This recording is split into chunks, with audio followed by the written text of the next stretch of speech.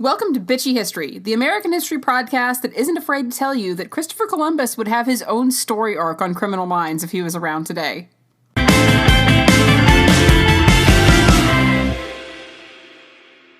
Welcome back. Last Monday, we were looking at the Age of Exploration and how that would eventually play into the colonization of the Americas by Europe.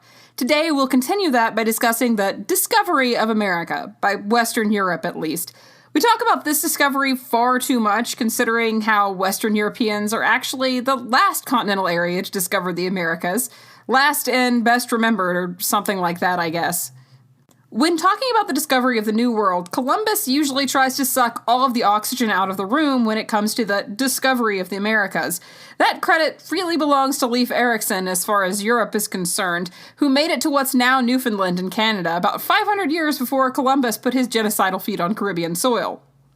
There are actually two accounts of Leif's visit to Canada, both from the 13th century. In the Saga of Eric the Red, it says that Ericsson's ship drifted off course while returning to Greenland from Norway, and he disembarked in what is now Nova Scotia. Another 13th century tale titled The Saga of the Greenlanders says that Ericsson learned of the new land from another seaman a decade earlier, and that Ericsson sailed there on purpose, landing first in an icy region he named Helluland, believed now to be Baffin Island, and the heavily forested Markland, thought to be Labrador, before eventually making his way to the more hospitable Vinland. Unlike later European colonizing attempts, Leif appears to have had very little interaction with the natives of the area, and what little he had seems to have been friendly, at least more friendly than the interactions his brother Thorvald Eriksson had with the natives when he followed up his brother's expedition a few years later. He spent about 2 years exploring the coast of Vinland, but eventually hostilities grew between his expedition and the natives, and Thorvald was fatally wounded in a battle and supposedly buried somewhere on the North American coast, though we don't know where. After the Eriksson brothers, there's a lengthy gap in well-known explorations of the Americas, not starting again until the Age of Exploration. Now, I was going to try to speedrun my normal lecture on the general history of some of the most famous early European explorers of the New World, but I very quickly remembered that when I do history content, I am physically incapable of speedrunning anything, because there's always just one more teeny tiny little factoid that I think is super interesting and I have to try to squeeze in, and this is why the number one complaint about my university class is that it's very lecture heavy, but you are all here of your own free will, so... There are a number of relatively well-known explorers who ventured across the ocean to check out the New World. I could probably fill an entire episode with random facts and stories about various sailors and explorers from this period, but for today I want to mostly focus on the Spanish colonial exploits. That said, we are going to start with an Italian because he's the one the continent is named after. That Italian would be Amerigo Vespucci. He was an Italian merchant, explorer, and navigator from Florence. Between 1497 and 1504, Vespucci participated in at least 2 Atlantic voyages, the first for Spain and the second for Portugal. He would then go on to publish 2 booklets, or at least they were published under his name, which contained some colorful descriptions of the New World. Like how he thought that the natives lived for 150 years and rarely fell ill, and he also believed that native men let poisonous animals bite their genitals in order to make them, and I quote, swell up to such a huge size that they appear deformed and disgusting. This was apparently to better please their women sexually. I have so many questions, like, where did he get this idea? Why was he looking at their genitals? Was he jealous? But to be honest, while I say I have a lot of questions, I would actually rather that none of those questions be answered ever, which is a rare thing for me to say. Like a lot of explorers at this time, his writing is very much focused as a sort of ethnographic look at the peculiarities of the native tribes he encountered. He was much more respectful than some, clearly having some respect for the tribes and not treating them as less than human in his descriptions. He even wrote that he found the women to be tolerably beautiful, but he was more than a bit preoccupied with their lack of clothing and sexual habits. Both publications, surprise surprise, were popular and widely read in Europe. And this popularity is how Amerigo's name ended up associated with the entire continent. See, in 1507, a German cartographer named Martin Waldseemüller created a map known as the Universalis Cosmographa, which was the first map to use the name America for a continent. In this case, it was the title given to what is now South America. This was done in Amerigo Vespucci's honor, likely because his books about his travels were so widely read in Europe at the time. Amerigo became America when Waldseemüller Latinized Vespucci's name. The connection between Waldseemüller's map and Amerigo probably didn't hurt sales of the print either, since Amerigo's books were already widely read, which had to be helpful since maps couldn't have been that big a seller, right? I am saying that while explicitly ignoring the 3 different maps I have framed on my own home office wall right at this moment, one of them being a print of the Waldseemüller map. The Spanish are really the ones who do the bulk of early colonization and exploration of the Americas, especially in South America. There are a number of famous explorers who worked for Spain during this period. We'll start this off by discussing Vasco da Balboa. Explorer, governor, and conquistador, he founded the first permanent European settlement on the mainland of America, the settlement of Santa Maria la Antigua del Darien in 1510 in what is now Colombia. He was also the first American explorer to lead an expedition that reached the Pacific Ocean from the New World, which he accomplished by sailing through the Isthmus of Panama in 1513. Ferdinand Magellan was a Portuguese explorer at first, but he would become a subject of the Spanish monarchy in 1518, and it is his 1519 Spanish expedition to the East Indies across the Pacific Ocean to open a maritime trade route which would cement his fame in history. A large part of this was his discovery of the Magellan Strait, an interoceanic passage in southern Chile. His crew would go on to complete the first circumnavigation of the globe, though Magellan himself would die in 1521 before that voyage was completed. Hernán Cortés, of course, was less of a Spanish explorer and more just a conqueror. Cortés was part of the generation of Spanish explorers and conquistadors who began the first phase of major Spanish colonization in the Americas. Cortés executed a very successful strategy of allying with some indigenous people against others. After he overthrew the Aztec Empire, Cortés was awarded the title of the Marquess of the Valley of Oaxaca. In 1541, Cortés returned to Spain, where he would die 6 years later of natural causes. Cortés perpetuated one of the most destructively violent wars of the Spanish in the New World, but he wasn't always competent at it. In his 3rd letter, Cortés writes this about the siege of Tenochtitlan.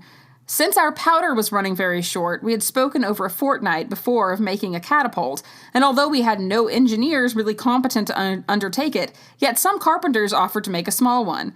The catapult took some 4 days to put into position, even after it appeared in the square. Meanwhile, our Indian allies were proclaiming to those in the city in what a marvelous manner we were going to kill them all.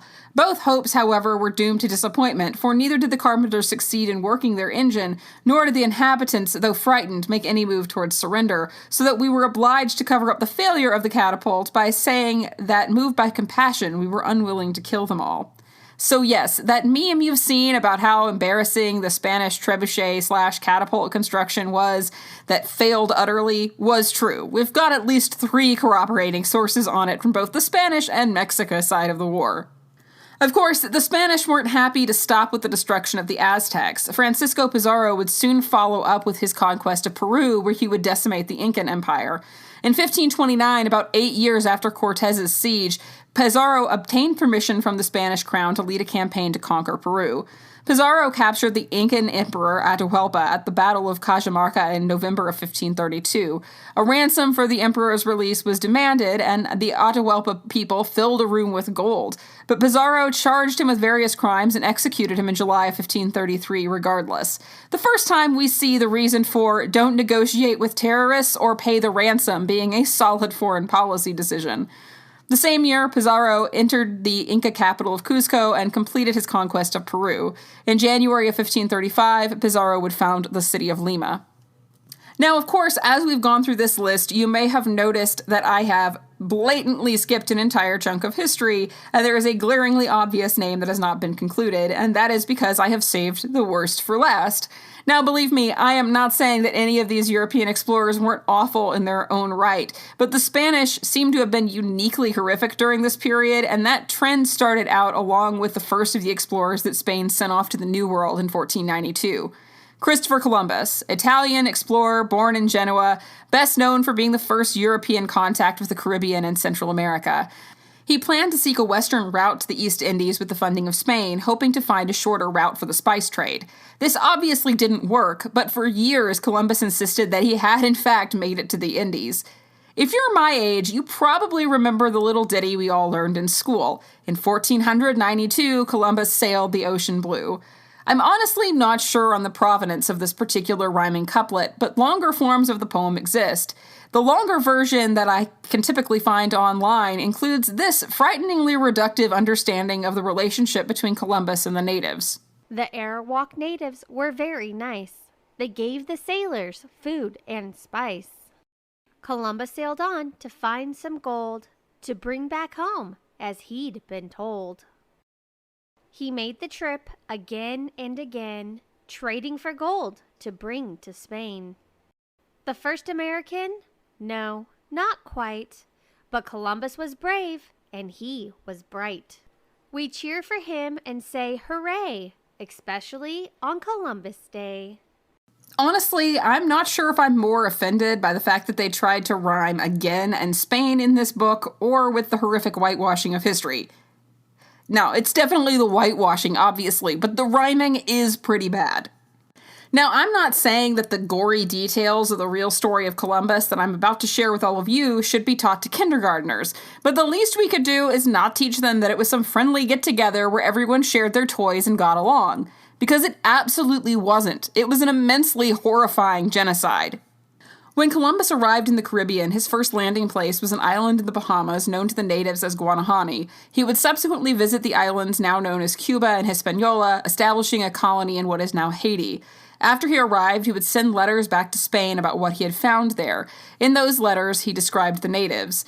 These people are very simple as regards to the use of arms, as your highness will see from the 7 that I caused to be taken to bring home and learn our language and return.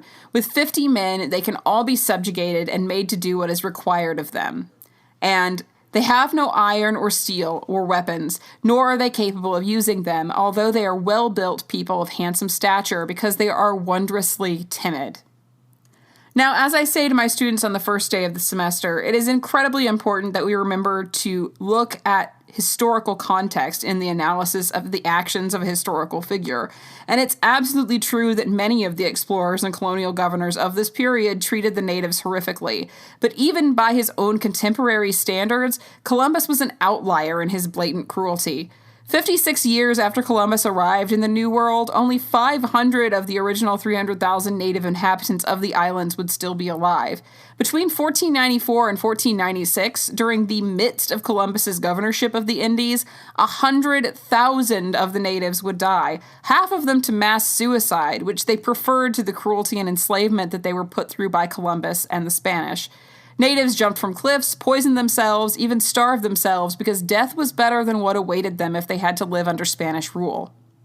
Columbus kidnapped native tribesmen and sent them to Europe as slaves. In one instance, Columbus ordered 1,500 men and women seized. 500 were sent to Spain as slaves, with about 200 of those dying on the voyage.